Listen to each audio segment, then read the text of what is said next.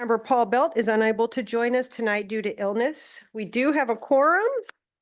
This meeting is being webcast live and recorded. The recording or webcast may capture images and sounds of those attending the meeting. Closed session topics of discussion, recommended expulsions, public employee discipline, dismissal, release complaints, conference with legal counsel, existing litigation, anticipated litigation. General public comment on any closed session item will be heard at this time pursuant to board policy. The board may limit individual comments to no more than 3 minutes and individual topics to 20 minutes. It is recommended you begin your comments by stating your name. Seeing no public comment, we will now adjourn to closed session. We will now convene regular session. Alondra Moran will serve as the Spanish interpreter for this meeting. Meeting attendees who would like to listen to the Spanish interpretation of the meeting, please pick up headphones from the table located in the back of this meeting room. The announcement will now be shared in Spanish. Alondra Morán servirá como intérprete al español para esta reunión. Invitamos a los asistentes de la reunión que deseen escuchar la interpretación al español, el ir por audífonos a la mesa situada al fondo de esta sala de reuniones. Gracias. This meeting is being webcast live and recorded. The recording or webcast may capture images and sounds of those attending the meeting. Members of the public wanting to provide public comment on items listed on tonight's agenda, we recommend you fill out the public comment form, the green form located on the table at the northeast entrance of this meeting room. Please hand the completed form to Board Manager Monica Andrew before the item comes up on the agenda. We recommend you complete a separate form for each agenda item you'd like to comment on. Ms. Andrew is sitting at the back table in the back of this meeting room. There she is. Members of the public providing public comment, please use the microphone on the stand located in the front of the room. Since Board Member Paul Belt is unable to join us tonight, I will now lead us in the Pledge of Allegiance. Please stand. And pledge. I pledge allegiance to the flag of the United States of America and to the republic for which it stands, one nation, under God, indivisible, with liberty and justice for all.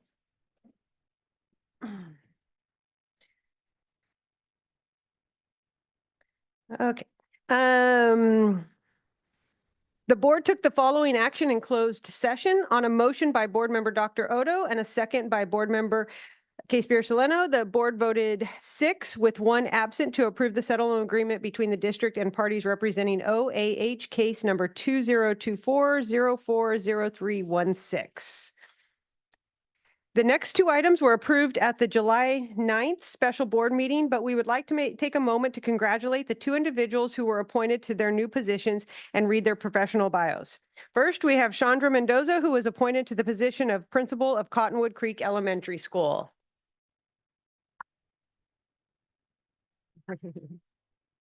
Chandra Mendoza has been employed with Visalia Unified School District for a total of 17 years. She started her career with VUSD as an elementary school teacher serving at Mineral King Elementary and Cottonwood Creek Elementary. For the last 4 years, Ms. Mendoza has served as the assistant principal of Highland Elementary. Mrs. Mendoza earned a Bachelor of Science in Business Administration from the University of Arkansas and a master's degree in Educational Leadership from California State University, Fresno. Mrs. Mendoza holds a multiple subjects teaching credential and an administrative services credential. On behalf of the Board of Trustees, congratulations.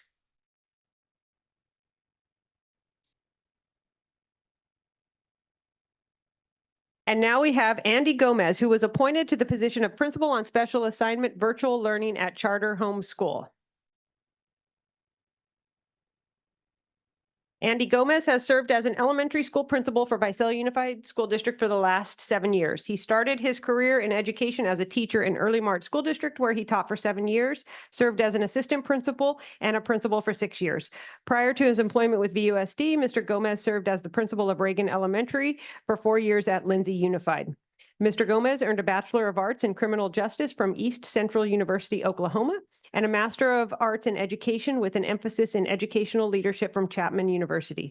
Mr. Gomez holds a multiple subjects teaching credential and an administrative services credential. On behalf of the Board of Trustees, congratulations to Mr. Gomez.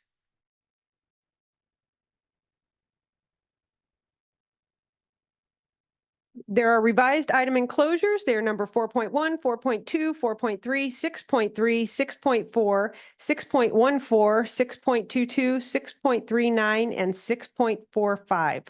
We have one revision to the board meeting agenda. We are removing item 6.38 from the consent agenda, site improvements at Crestwood Elementary School. May I have a motion to adopt the board meeting agenda? I'll motion. Second. On a motion by Board Member Case Beer Soleno and a second by Clerk Naylor, call for a vote.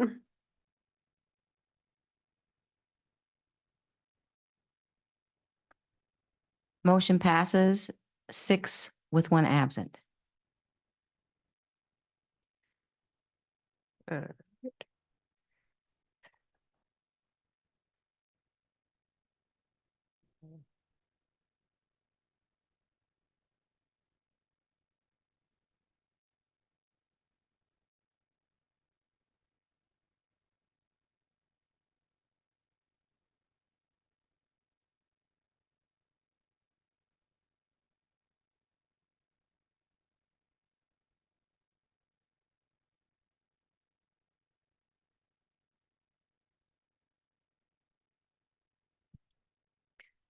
Uh, Focus on student learning. A spotlight on good things happening in the district.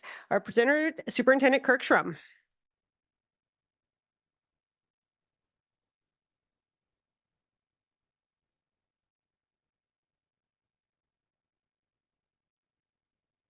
All right, well, we are excited to be back with the spotlight, and obviously this time of year we're turning our attention to starting school, and so we'll have some more information on that.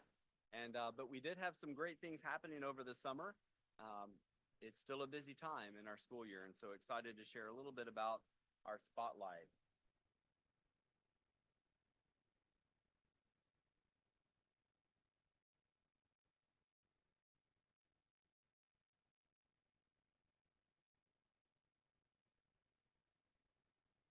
All right.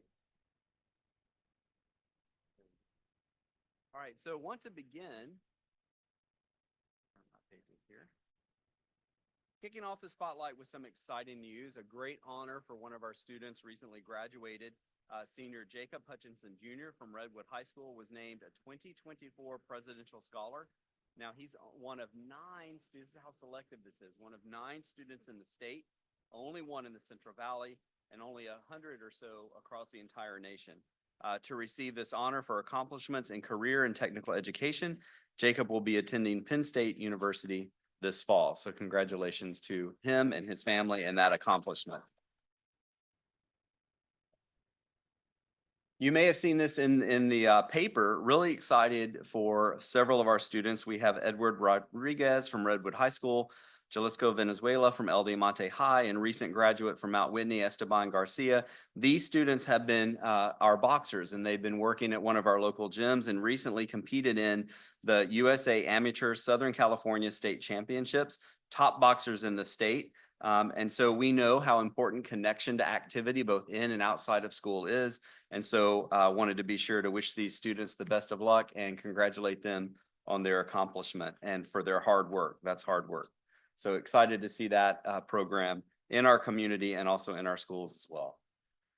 Been a busy summer. Want to start with our elementary school. So a lot of activity in our elementary schools, from enrichment to helping students with reading and math. We also this summer had our very first summer class of dual immersion students. We had 76 students from kindergarten through 2nd grade participate in the program, which provided continuity of learning as they prepare for the start of the school year. Through our ELOP program, we had over 400 TK through 5th grade students participate in the afternoon program. It included things like culinary, makerspace, career exploration, allowing them to stay engaged. And plus also in the morning, many of our students engaged in writing, entrepreneurship, and math projects. And so thank you to all of our partners who helped extend our school year into the summer. In middle school, also a very robust program. We had over 200 students in 6th through 8th grade attending summer school focused on reading, math, STEM, and art projects. Hands-on group setting allowed students to be engaged and increased academic learning. And then in our high school, looks a little different in the high school. much centered around the academic program, over 5,000 students completed coursework this summer.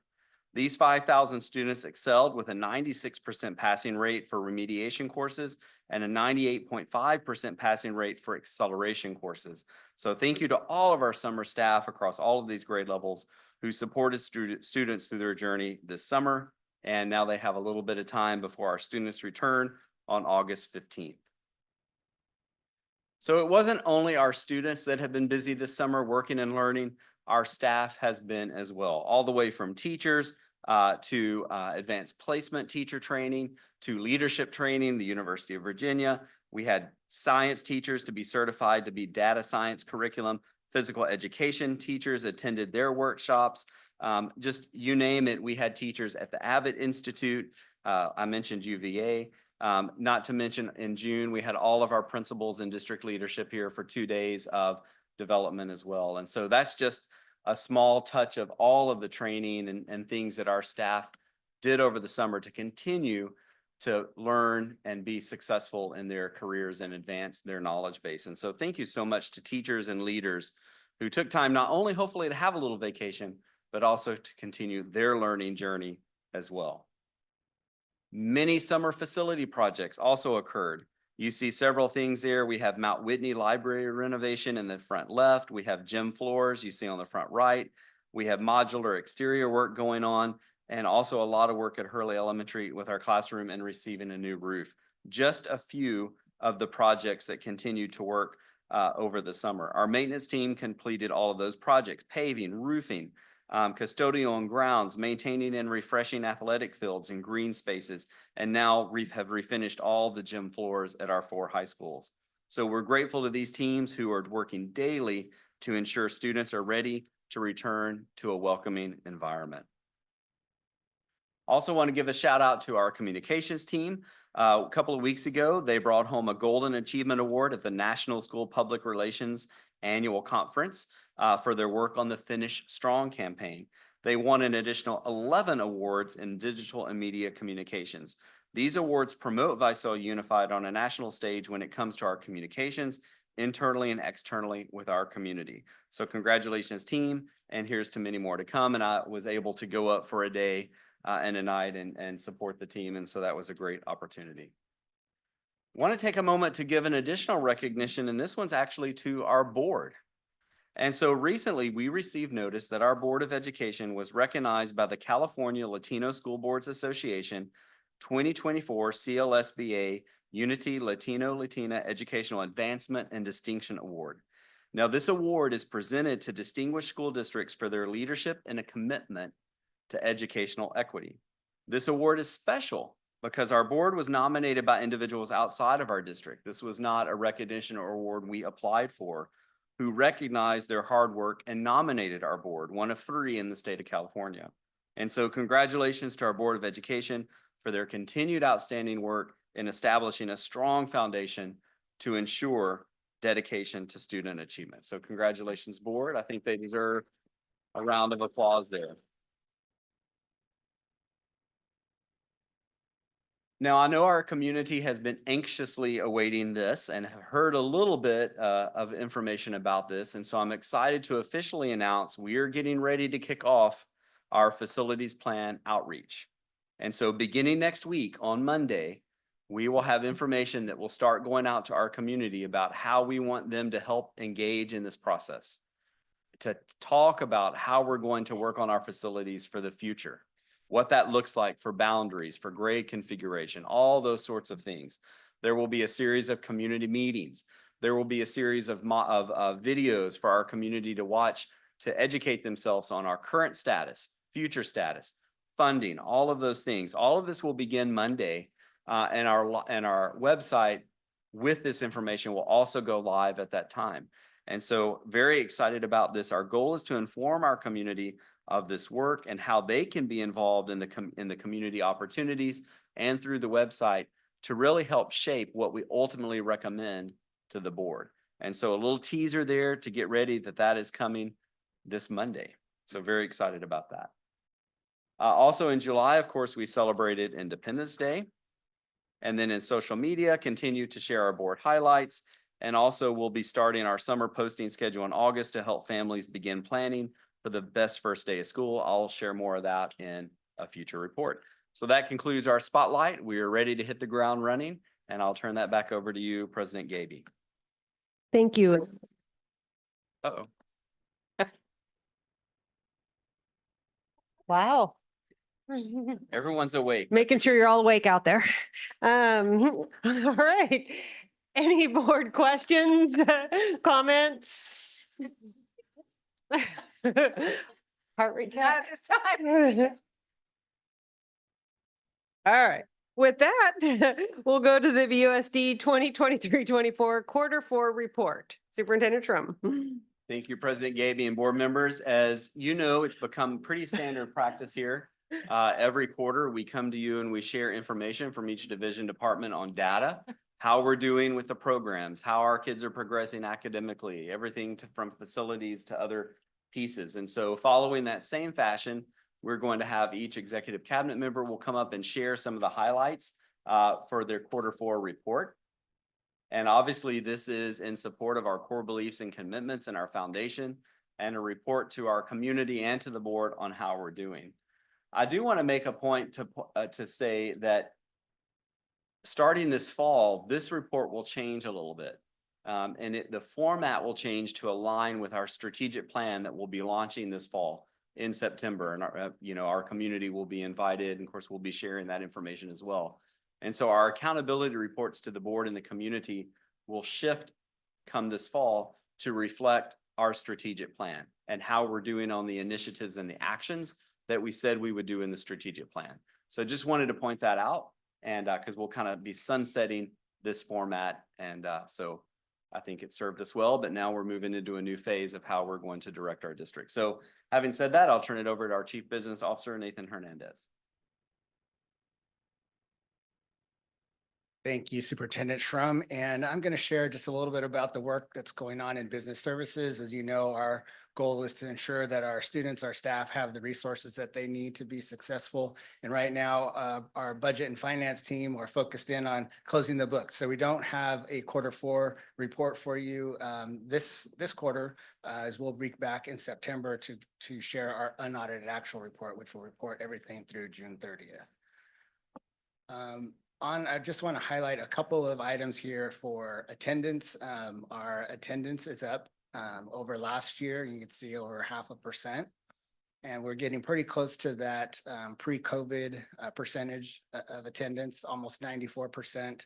We're still above the state average. The state average, they just released yesterday, the state averages, and we're about 1.2, 1.3% above state average. So doing well there. And then of course that leads to increase in our average daily attendance. And that also is a little bit of a shout out to Mr. DeMayo's team and the work that they're doing to ensure that chronic absenteeism is being addressed, and they are working with families to get students in school.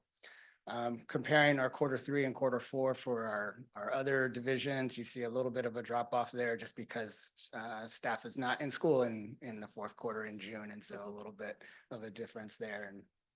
And just to highlight for next year, we're going to continue to improve options for our employee self-service, focus in on our security and our networks. And then continue working with our school sites and supporting them for student body foundations and our booster groups. And with that, I will turn it over to Mr. DeMayo. Thank you, Mr. Hernandez. And I have the pleasure of continuing to talk about the great things that are happening in educational services. And as we've already heard, we're talking specifically about the last portion of the school year, 4th quarter. So in the ELOP department, again, we know this is that opportunity for us to really expand both the school day and the school year. And we're thrilled to see that our numbers of students contributing and participating in that are continuing to grow. What's most encouraging are the types of students that are participating. While all of our students are important, we know that some of our kiddos need us in additional ways. So when we see things like our socioeconomically disadvantaged English learners and homeless students taking advantage of these opportunities, that's a great thing for sure. Again, because it's giving them more opportunities to connect with the school system. Let's move into family and community resources. Again, we have a wonderful resource in our district. The school board has supported us in creating a wonderful environment to provide those additional resources to our students and families. And these statistics you're going to see just shows you an increase in the usage rates of those particular services. Another thing Mr. Hernandez was talking about was attendance. We're spending a lot of time really supporting our families on those attendance opportunities and really helping them with those extra supports they need to make sure their kids are coming to school. Some other encouraging things, and to expand upon what Nathan was sharing with us, is that chronically absent number. We all know that that represents a student that has missed more than 10% of the school year. And what I've listed up here for you are our student groups. And you can see in almost all areas, with one exception at the bottom, those student groups are continuing to improve their attendance. And again, we know that once the child is in class, our teachers can do the great things they can do. So we're thrilled to see that number continuing to trend in the right direction. In equity and student services, again, this is when we're thinking about supporting those kiddos with those things they need. We're looking at things like suspension and expulsion. And while we're never thrilled to see those numbers grow, we know that we're taking our school environments and safety and security very seriously. So we're spending lots of time with our school sites on how to support students in the best way possible. You can also see increases in those touch points we have with our counselors, the opportunities kids are having to make those connections with students. Again, great things to see that those numbers are continuing to increase. And then finally, in special education, super excited about the growth and progress we're making in this area. One of the things we see up at the top is the number of identified students. And what we saw over the past few years is that number was growing by almost 30% a year. We've kept that number at about 2% this past year. And on top of that, we've been able to exit students from special ed. Now, keep in mind, that means that we're saying those students no longer need those extra supports. We're not just getting rid of them. It's because we've provided them with the support they needed and they no longer need that area of support. So really, really exciting things happening there. And as we're working into next year, this just lists a few of those things we're going to work on. And basically, we're continuing to offer the support we need and make sure students are coming to school on time so that when they're here, we can do the great things we know VUSD does so well. And with that, I'm going to invite up my friend, Mr. Dillon. Thank you. Continuing along with our fourth quarter reporting, I'm going to just kind of highlight a few things here, not go into all of the details, but one of the things I want to point out in terms of our educator support programming, as Mr. Shrum is going to talk a little bit about recruiting and things as it stands currently, that's more exciting than where it stood in the spring because it was a fast moving target at that time. That said, if you look at the data from our educator support program, we have a number of induction completers, which is super exciting. We had 84 teachers who completed induction and were recommended for clear credentials. So that's amazing. That's something that's unique to our district. We actually have people who choose to come to our district because they know that our district offers that opportunity for them to become fully credentialed and highly qualified teachers. So excited to have that in place, as well as 12 administrators who also completed our admin preliminary credential, which again is something relatively unique to our district in this area. Another kind of highlight I'll point out, and it may not look like a highlight, but Kevin Mays and his team in our personnel support services department are routinely working very closely with folks as they go through typically challenging times of life, right? Different things that oftentimes will put them out of work. However, although you can see that there are days lost and how we report that is vastly more complicated. And if you're curious at any point, Kevin would love to explain the nuances and details of that.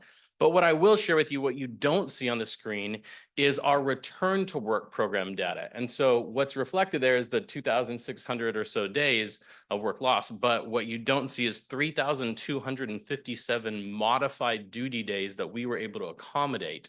So because of our return to work program and the way that we're able to accommodate restrictions that employees often bring to us, we were able to capture 3,200 plus days that otherwise would have been days lost, which not only maintains services and supports in the benefit of our students, but it also maintains employees in that fully paid status sometimes, which allows them to care for obviously their personal needs and their families as well. Just a little bit of an update here on our ongoing key continuous improvement steps. This is a slide that I shared with you 3 months ago, but just to kind of show a little bit, what we're looking at are various processes in our Human Resources Development Division and their state of automation or updating to make them more functional, to bring them up to a digital age, to bring them really to a current standard. I'm not going to go into all the details, but what I want to point out to you is some of the ones that are highlighted in a different color are ones that have moved forward in their state of implementation and automation since 3 months ago when I brought this to you. The thing that's really cool that I'll point out to you here is of all of these different processes, a year and a half ago, there was only one that was digital and fully automated. Now we have all of those on the right that we would say are fully automated. There's always room for improvement, but those are automated and living in digital platforms and systems, and then many that are on their way. So that's a huge credit to Dr. Judy Burgess, Kevin and Rob and Serena, other members of our team who really been involved, and largely thanks to our principals and other managers who continue to give us feedback and point out like, man, if you guys could do this, that would make it so much more feasible. That would help us expedite things, get people in place for kids, help support. So we continue to value the input that we get to help improve our systems. The last thing I'll point out in terms of improvement, we're continuing to get creative in our recruitment efforts. So actually begun working with iHeartMedia on promotional campaigns and using other media platforms and mediums there. Also expanding our residencies and our pipeline programming to help bring in folks into our district through partnerships with universities and others. And then also continuing to focus as we go into this next year on expanding our collaborative development of professional learning opportunities, working large part in partnership with Mark and Andy's divisions as we do that together. So thank you. I'll turn it over to Mr. Thompson. Thank you, Mr. Dillon. We'll jump right into ours tonight. So on this first slide, what we wanted to share is obviously we have a deep commitment in coaching and providing feedback and guidance to our principals. Our ASLs, our administrators, school leaderships, we had over 200 visits to school sites here to finish off the school year, finishing off strong, making sure that we are very focused on the academics and what's going on in our classrooms each and every day. Next one that you have is our K2 reading milestone, which is focusing in on phonics and high frequency words. So you can see there we have kindergarten, first grade, and second grade that's listed there. And as you can see, there's growth across the year. Diagnostic 1 happened at the beginning of the year. You have 2 and 3. The percentages that we have here are fairly consistent with the school where we were at last year. There's a few percent growth here and there on that. But again, really excited about the work of integrating foundations, the phonics program in. Again, year 1 is going to yield some growth, but I'm excited now that we have it, we've learned it, and now we're ready to operationalize it and really hit the ground running. Next one, we have BAS. BAS is an assessment data. It's a running records, meaning you're listening to a student read, you're checking for error analysis, and you're working through that. Again, this shows kinder first and second of students that are meeting or exceeding. While we're looking at close to 50% of our students, we're up from the year before by a few points, but again, not where we want to be. This is continuing to work in an area that we will be focusing in on. Excited with the leadership that we've had that's gotten us to this point, and also excited that we do have our director of literacy that will also be continuing and focusing in on this work moving forward. Next you have up is we have the iReady diagnostic. What you can see, so again, iReady assessment is showing comprehension, an assessment for reading. And so if you look, the one in the top is diagnostic 2, which happened mid-year, and then the one towards the end of the year. If you see the bottom there, we had 37% of our students at or above.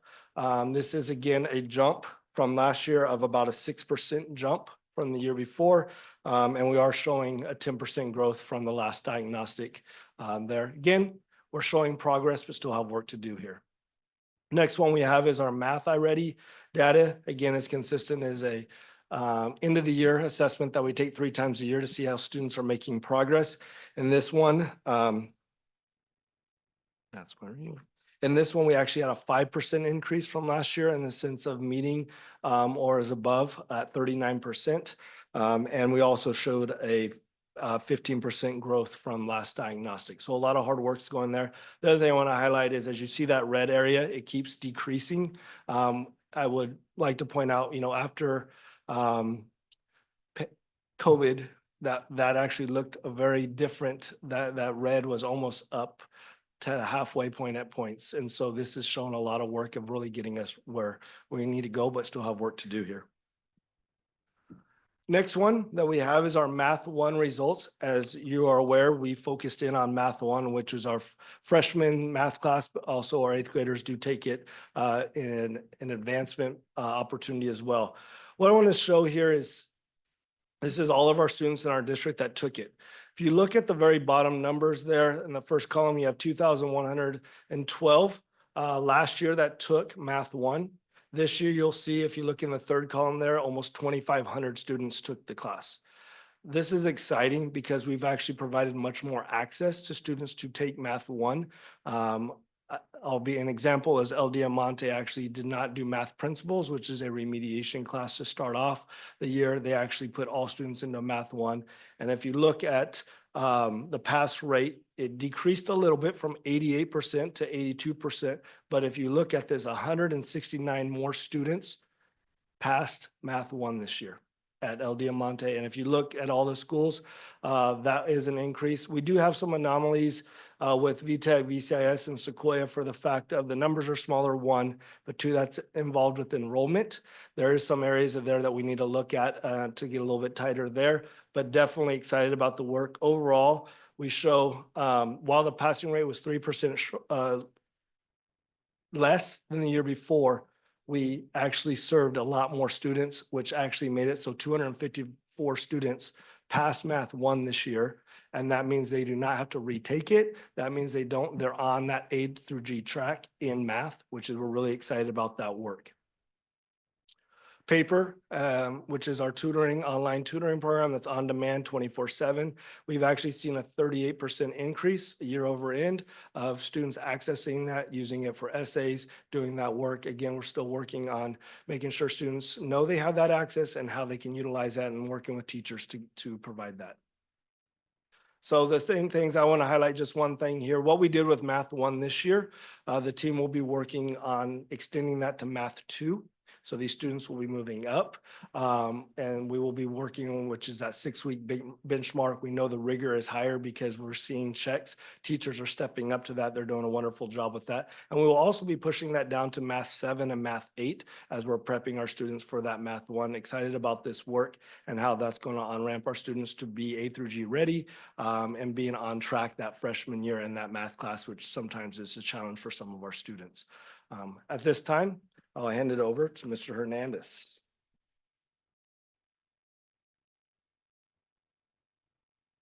And I'm just covering for Mr. Kara tonight, and we'll be pushing the override and we'll make sure we get the AC turned back on. So Operation Services, we know their focus is on making sure kids get to school on time, students are fed, and they have safe, clean spaces to learn in. And Mr. Shrum shared a lot about the work that happens over the summer. We would call it the 40 days and 40 nights, and it's not enough time, but they always manage to get things done. So it's a hardworking team, and they are really busy over the summer. The facilities projects, again, a lot of those are still in process and will be completed over summer. HVAC projects and other things that are happening, modernizations over summer. Not going to jump too much into some of the details of the statistics, but again, fourth quarter compared to third is usually a little bit less because staff are not on campuses and they're working on a lot of their summer projects. Their continuous improvement steps, we talked a lot about TransFinder and making sure that families are enrolled in PowerSchool and trying to get to 100% of emails of families for TransFinder implementation. The long range facilities master plan will kick off. Oh, there it goes. We'll kick off next week, and that will be again another big project with community input. And then continuous improvement process, working with their workflows, with the site custodians. And then again, looking for some long-term solutions with that long-range facilities master plan for how we deal with facilities and our currently leased portables. And with that, I will turn it back to Mr. Trump.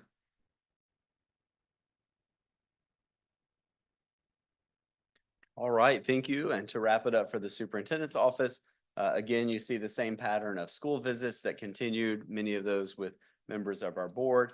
Also our communication, our social media posts, continuing that outreach to our families and always looking to see what percentage of our families are receiving Blackboard messages, because that's what system that we use to send out school messages, district messages.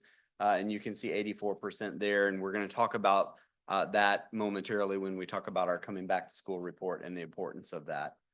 And then continuing our outreach activities that you see there, conversations with board member, and also the internal advisories. And so as we continue in the superintendent's office, continue to work on those advisories, our connection visit, also our long-range master plan listening sessions. I alluded to those a little while ago. That the launch of that is Monday, but the community meetings will actually begin in September.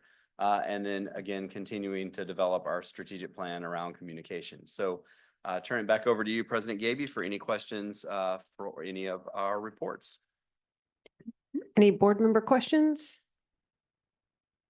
Yes, I had a question for Assistant Superintendent Thompson. I'm really excited to see some of these numbers on Math 1, particularly some of the biggest increases from El Diamante and Mount Whitney High School. And you noted that at El Diamante, they specifically made the decision not to require the remedial math class for Math 1. And I'm wondering, is that something we're now going to be applying across the board, across the district, to no longer require that remedial class? What I'm really excited about is that just wasn't a unilateral decision from the district. Actually, school site teams looked at data over this last year and the end of last year and seeing that they recognize, and it was actually a unified decision with sites that we should not be putting students in that class first. That's not the plan. We will not be offering that. We will be putting kids in Math 1. So just excited about that work. Thank you. Any other comments? All right, thank you for that report. Back to school report, launch ready, Superintendent Schrum. All right, well, thank you, President Gaby, board members, and our community. This is always a report a lot of parents are probably looking forward to. And staff, hopefully so, but maybe not, still a few weeks of summer left. So certainly want to make sure we're enjoying those last few weeks, but we are turning our attention now to making sure we're ready to launch ready. And even though our VUSD forward sign was not ready to launch ready, we still have a little bit of time to pull that together and make that work. So a few things I'm going to talk about tonight with this report. We'll hit a little bit on the changes that are going to happen for 24-25, and then also some of the specific activities around being able to launch ready. So to begin with, one big change, and again, all of this is going to be shared, and much of this has already been shared, continuing to be shared, not only from the district, but through our school sites as well. Our middle school and high school bell times will remain the same. However, elementary will experience a change this year. And instead of having an early release day during the week, which was often hard on families and different times, we're now going to be consistent 5 days a week. And so that's going to be from 8:10 to 2:30. This also allows for additional professional learning and staff meeting times, but a consistent schedule for families. And also we're very fortunate to have our after-school partners. And so we know that many of our families work and they may not have someone at home for their child at 2:30. And so we have our after-school programs that run until, I believe it's about 6 o'clock. And so there's opportunity, whether you can go home or you stay at school and engage in our after-school, very much hands-on and fun activities. And so we're excited about that.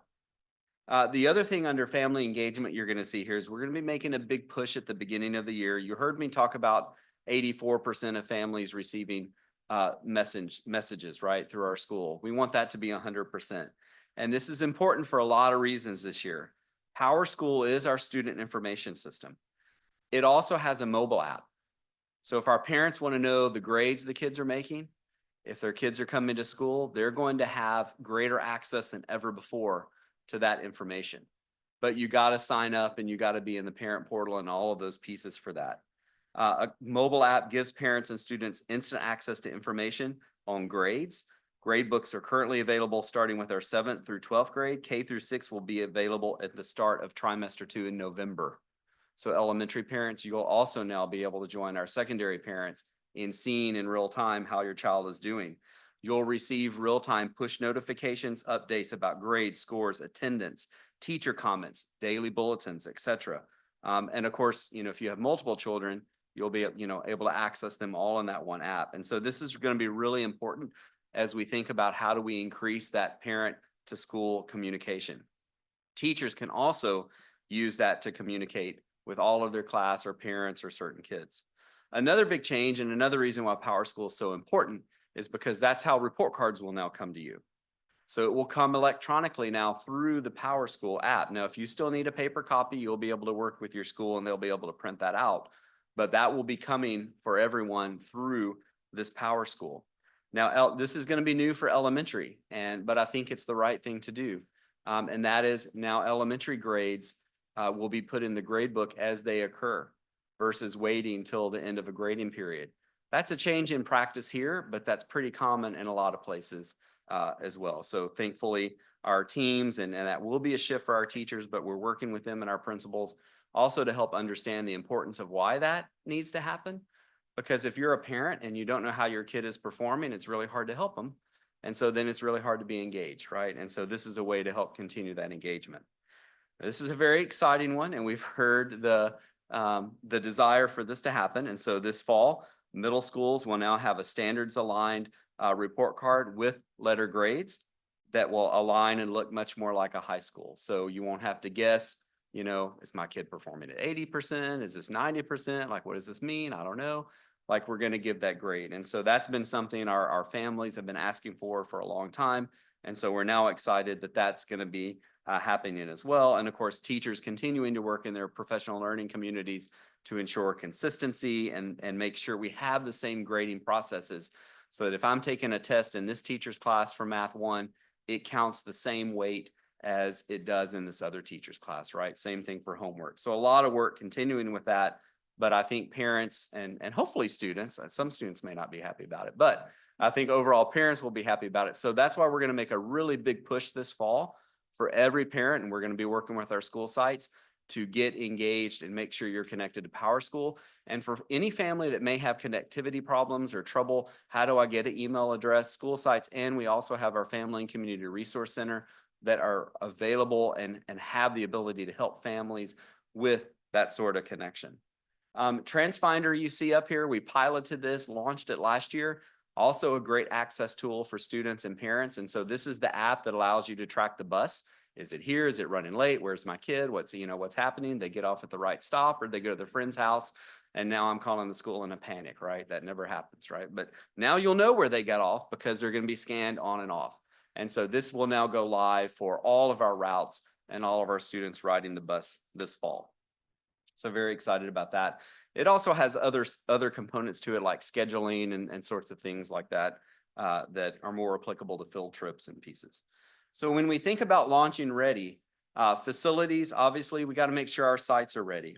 Our custodial and maintenance teams have cleaned or will have cleaned over 3 million square feet of interior spaces, deep cleaned and sanitized by the time our students and teachers come back here in the next few weeks. You saw us in the spotlight mention a few of our projects. We're completing over $11 million in HVAC projects to remove old boiler chillers at La Jolla, Pinkham, and Mount Whitney, plus many other routine maintenance items to repair asphalt, carpet, and roofs. So shout out to those teams who have worked tirelessly over the summer to get all of these projects done so that kids are ready and teachers are ready when they come back. We also think about as we get ready to launch ready, well, you got to have a teacher, you got to have staff. And you heard Assistant Superintendent Dillon talk about all of our residencies and those sorts of things. And so I just want to give you a statistic here. So we've had over 3,000 applicants screened in the past 3 months.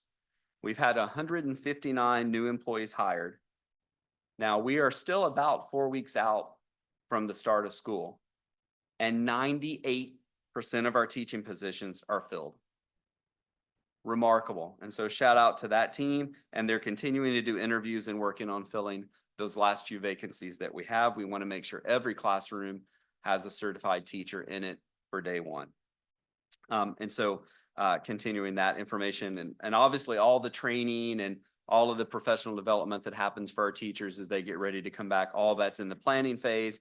New teachers come back and we have classified, certificated convocation. All of those things really begin in the next couple of weeks. Also want to mention our Family and Community Resource Center. This has been open all summer.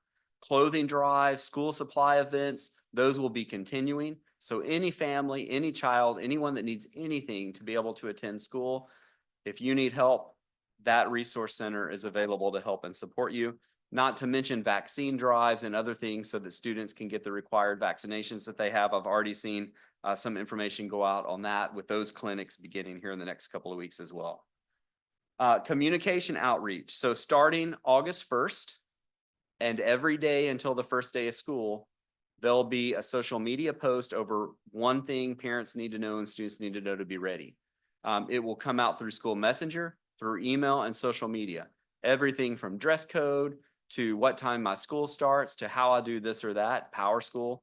All of that will start with daily messages beginning August 1st so that everyone's ready for that first day. Library, all of those things that people want to know, dress code, bell schedules. I mentioned all of those. And the other thing that we're going to be doing this year that's different, but will also come out on one of those days, and we have started to map that out.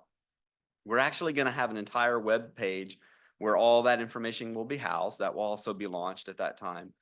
But linked to that page, and also as one of our information outreach, we're going to focus on how we're going to prepare for the election in Visalia Unified. And we know that that's going to be a huge deal this fall. We know that a lot of people are passionate, or maybe some people want to move, whatever it might be, right, for that. And so we want to make sure we have two purposes here. We want to make sure our students, especially those that can vote and others, know we support engagement in civic process. That's part of being American, right? To engage in the civic process. But we also want to make sure everyone's clear on what does that look like at school, what's acceptable at school, what's acceptable in the classroom, and then what does that look like outside of school where it's different. And so we're going to have a whole page that's Q&As. Everything from what can I wear? Can I put up a sign? If I'm a teacher, if I'm a student, if I'm a community member, everything. What happens if this happens? What happens if that, right? Can I do this? Can I do that? What happens if, will the election be talked about in classrooms? All of that, everything is going to be clear and transparent, because I want our community to have confidence that we're supporting the civic process, but there are clear rules around what we can and can't do as staff, as teachers, and what kids can and can't do at school, and what they can do, and for our staff too.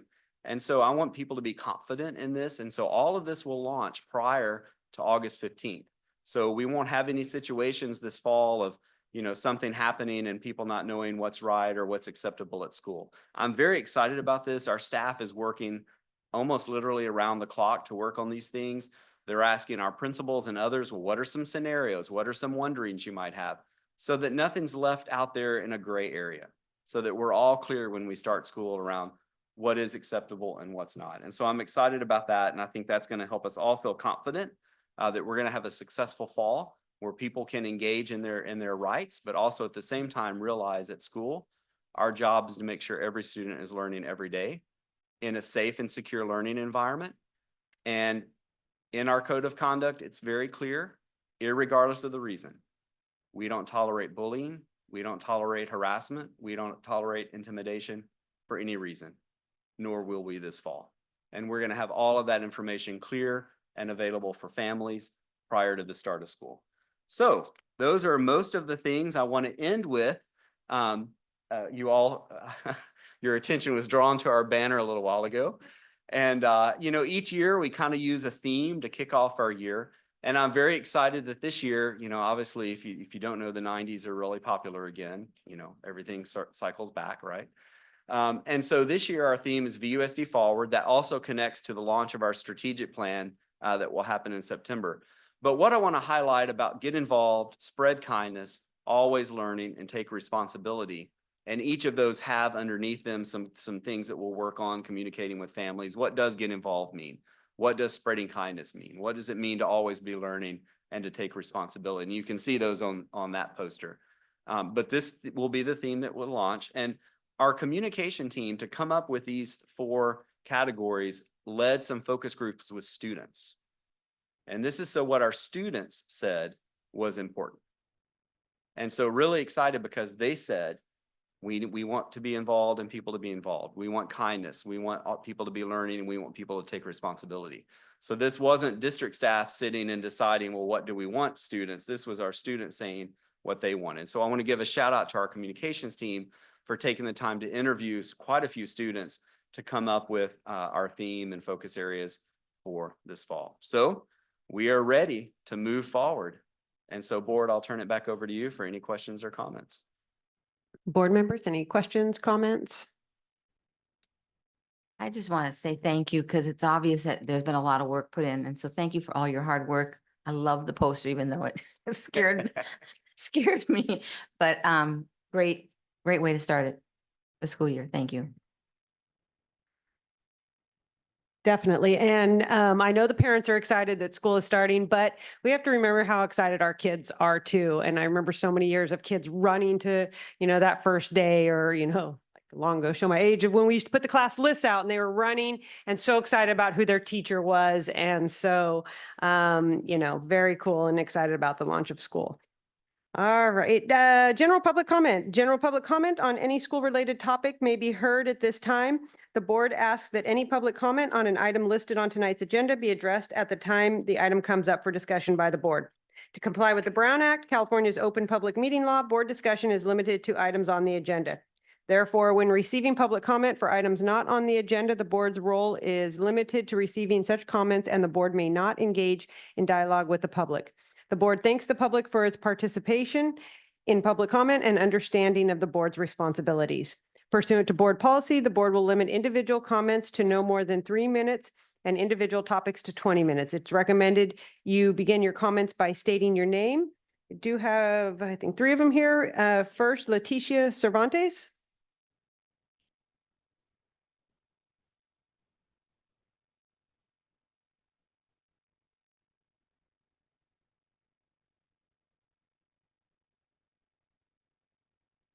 Make sure your microphone's on.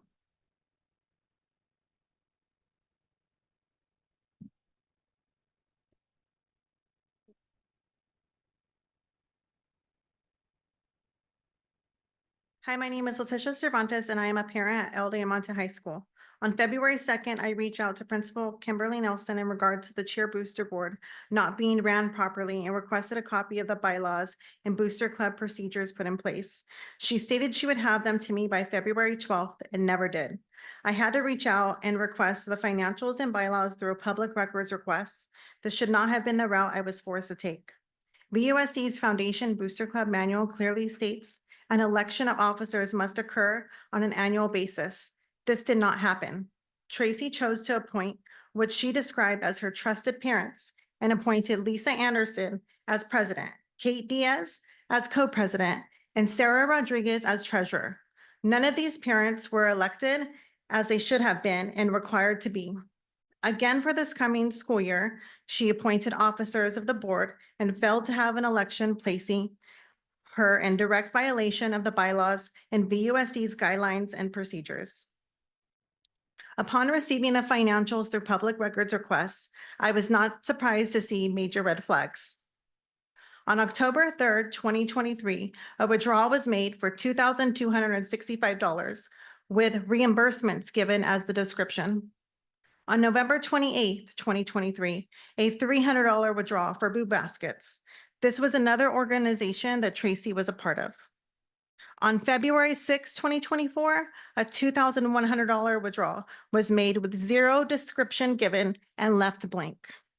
I asked the district for further explanation and details in regards to these withdrawals and never received a response. When reviewing the financials, I noticed a deposit was never made for a Rocky Mountain Chocolate Factory fundraiser the girls participated in December. I have the receipt to prove Treasurer Sarah Rodriguez walked away with $859 cash. Tracy Dukes Beans was the one who made all the deposits. I reached out to the district yet again, asking where this money went and why it was not deposited. Again, no response. A total of $7,924 was withdrawn from this account alone, and as previously stated by Ms. Nelson, Sarah Rodriguez, trusted parent and treasurer, wasn't collecting any receipts or invoices and failed to track the financials altogether, claiming she wasn't aware it was part of her job. Treasurer Sarah Rodriguez is responsible for tracking all financials and preparing financial monthly reports and having them available to view by all, and has failed to do so. President Lisa Anderson and Co-President Kate Diaz failed to hold her accountable and ensure this was being done, leaving Tracy and these trusted board members in direct violation of bylaws and VUSD's Booster Club's guidelines and procedures. Thank you. Thank you. And the second, Lisa May Anderson.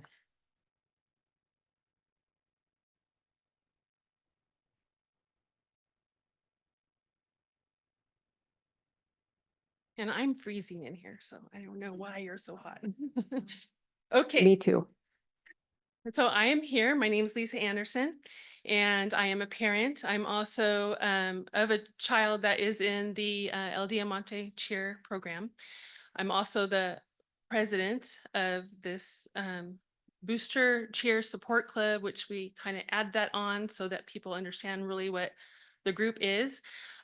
Just so you're aware, our group is umbrellaed, I think, under Minor Foundation, in which we always have to get things approved, sent and asked for to be approved if we can even hold any kind of raising money for any of the items. And then we always are, and I remember she specifically mentioned something in regards to money not being turned in. No, it was turned in. I believe I was there, and I remember Dr. Wadamira had that money. So this is crazy. I don't understand why this is continuing on. There's a lot of things I want to say. I don't have time. I just feel this is an attack on our cheer program. And might I add, like, the one thing that our cheer competition team had just won. They came here. You guys asked them to come, and they came. You guys presented them, and she came up afterwards, and her daughter was also on that team, and then talked so negatively about it. And every time that LD was up here presented for something, she was here to talk negative about the cheer program.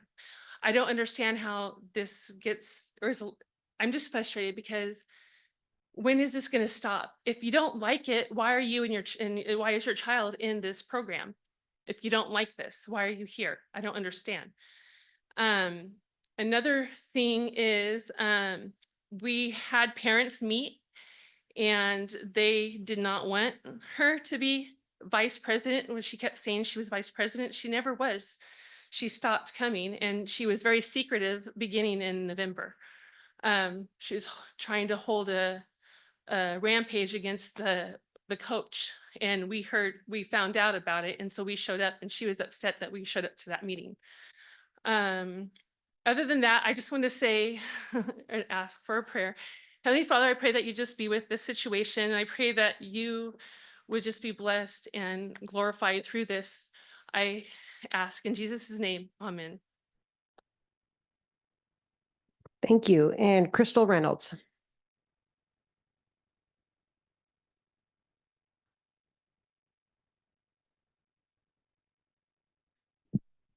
Good evening, Superintendent Schrum and Board.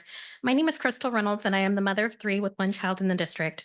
I had originally planned to give some comments about AB 1955, which has recently passed into law. However, tonight I wanted to use my time tonight to share a concern that Ms. Cervantes has brought to my attention that I believe needs more attention at this time.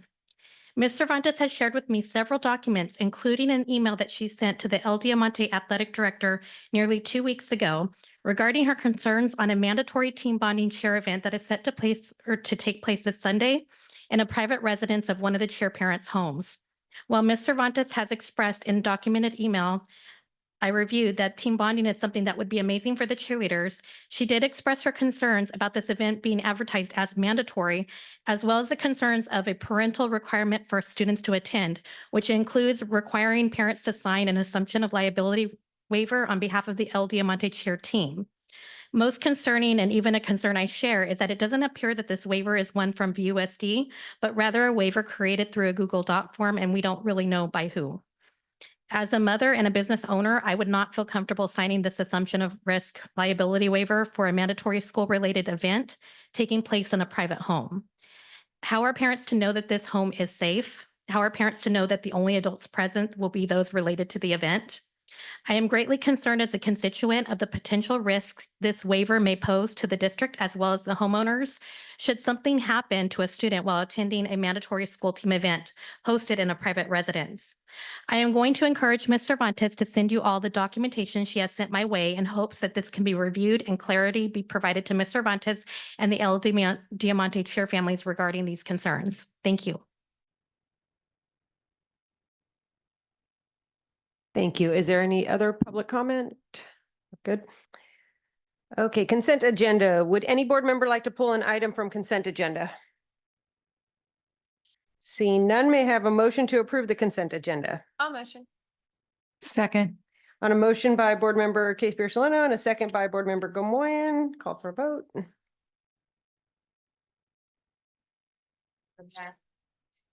Motion passes 6 with 1 absent. Okay, we're missing our student yet. I guess school has not started. In a few weeks. All right. So board member reports. Board Member Vegas. No report today. Board Member Odo. No report except to say, welcome to Monica Andrew, our new big sister for board relations. Board Member Case Beer Soleno. I just had a couple quick ones. I just wanted to note that August 4th, it's a Sunday, it's Free National Park Day. So there's a couple days throughout the year, but this one is happening before school starts. So it'd be a really great time to get your families and kiddos up to Sequoia or Yosemite or anywhere. Those are just the two closest to us. And I don't think anyone wants to go to Death Valley right now. Maybe some crazy people, but and then also just a reminder in the same vein that the 4th grade pass, just as a reminder, if you're a fourth grader in your family or 4th grade student, you do get a free pass for the entire year. It's probably easier to Google it than for me to give you the website, but it's under Every Kid Outdoors. It's a government website. And then lastly, I'm not cold either, but I then turned around and realized that all of the men are in suits. And maybe wool suits. Just so you know, Mr. Shrum, even the courts in town have allowed the men to not wear suit jackets on over 105-degree days. So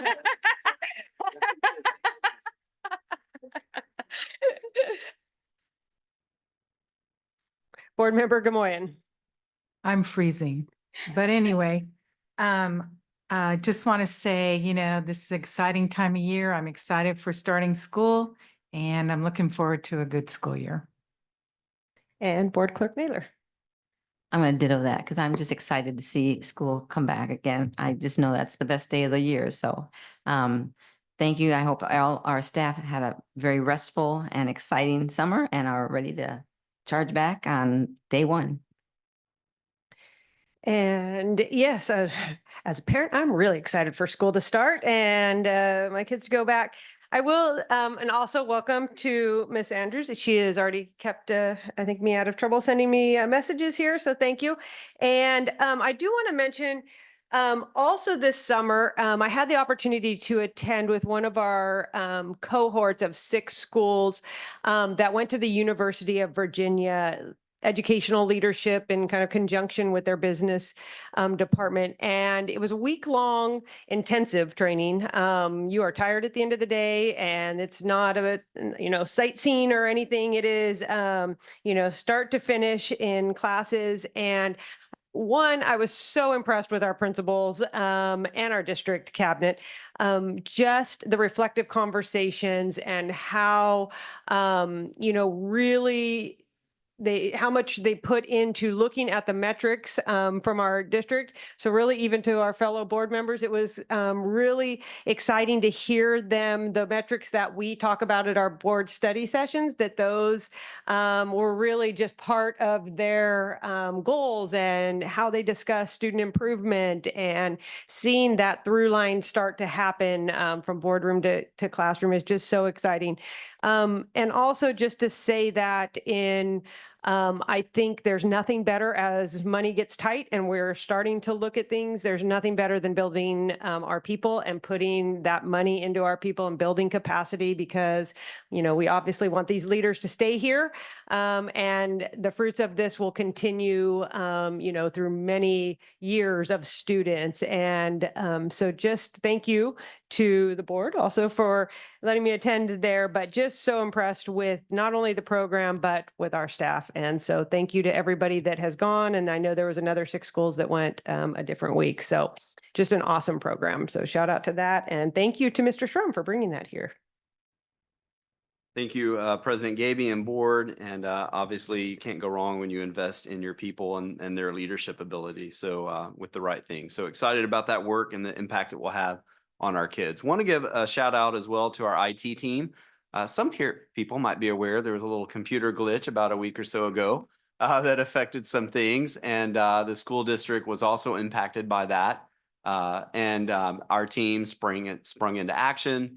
And made sure our systems were ready to go, sent out information about, for our teachers and staff, because we do have people working in the summer, how to, get back into any systems. And they spent a lot of hours trying to figure that out and did some great work. And we're really quick with getting information out to the district. So to Chuck, Adam, and the entire IT team, I just wanted to make sure they know how appreciative we are of their work, a swift work as well.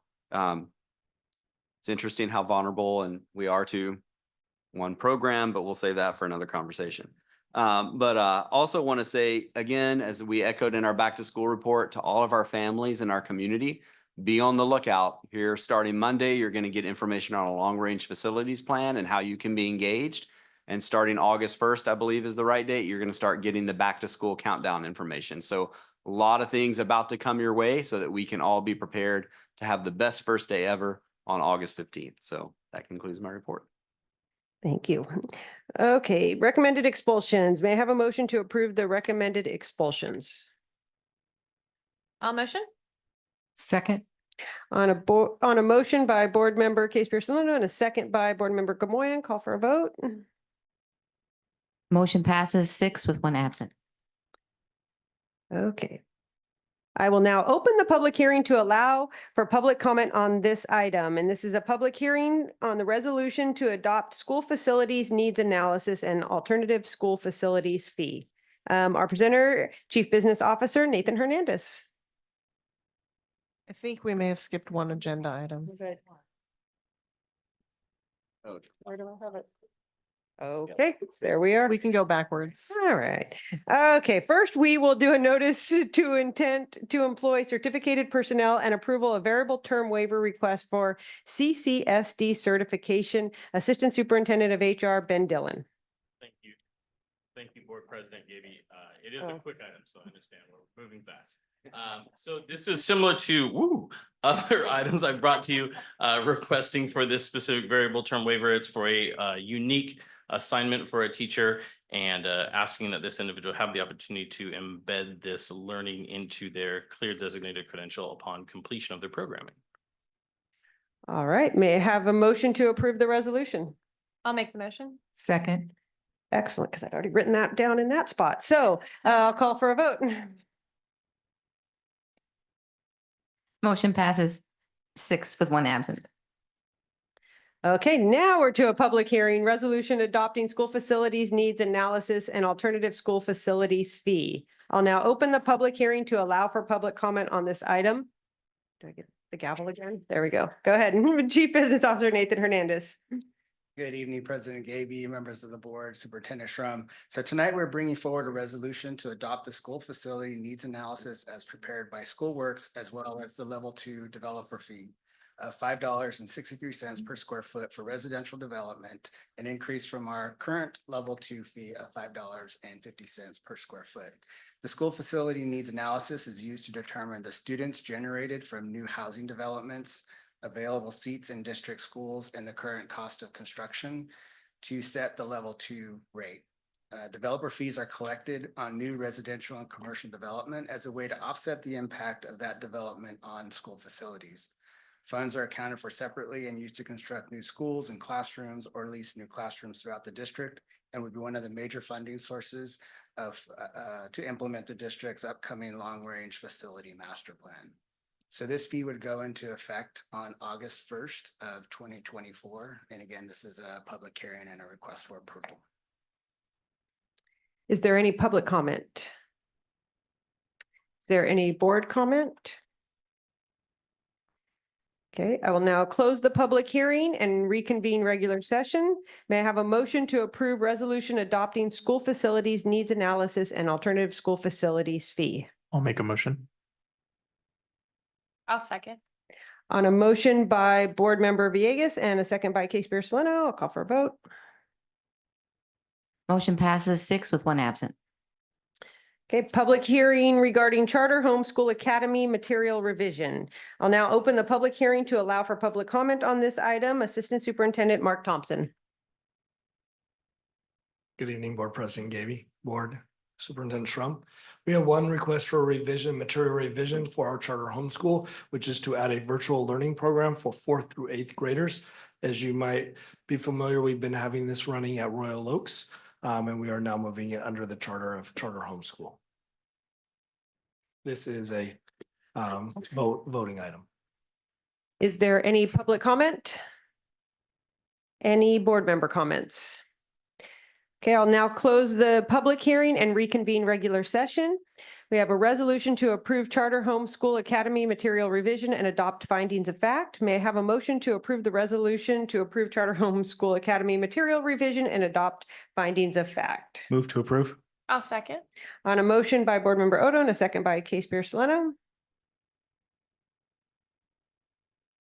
Motion passes 6 with 1 absent. All right, warrant list. May I have a motion to approve the warrant list from June 1st, 2024 to June 30th, 2024? I will motion. Second. On a motion by Board Member Case Beer Soleno and a second by Dr. Odo.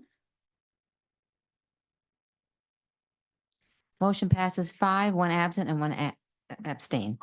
All right, this meeting is now adjourned.